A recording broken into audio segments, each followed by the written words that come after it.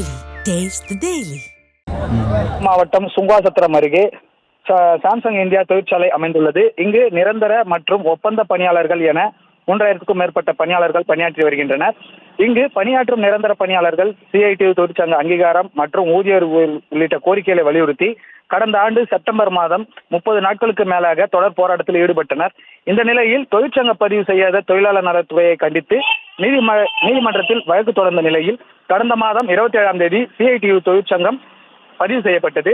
இதைத் தொடர்ந்து CITU தொழிற்சங்கத்திலிருந்து விலக வேண்டும் என நிர்வாகம் ஊழியர்களை வலியுறுத்தியதாக கூறப்படுகிறது. இதனால் கடந்த 31ஆம் தேதி தொழிற்சாலை உள்ளேயே 400க்கும் மேற்பட்ட தொழிலாளர்கள் நிறுவன தலைவரை சந்திக்க முற்பட்டுள்ளனர். இதனிடையே தொழிற்சாலையில் பணியிருந்த போது ஒழுங்கீன நடவடிக்கைகளை மீறியது, உணவு வேலையை முடிந்த பின்பும் பணிக்கு திரும்பாதது உள்ளிட்ட காரணங்களை சுட்டிக்காட்டி சங்கத்தின் முக்கிய நிர்வாகிகளான மோகன்ராஜ், சிவநேசன், குணசேகரன் 3 பேரை சாம்சங் நிர்வாகம் தற்காலிக பணியிடை நீக்கம் செய்தது.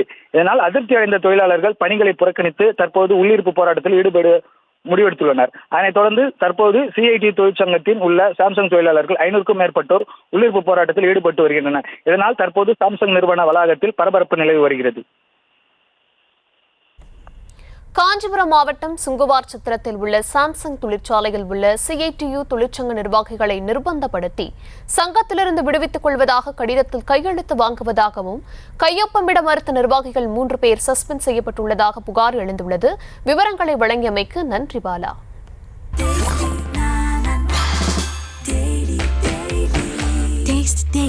Taste the Daily.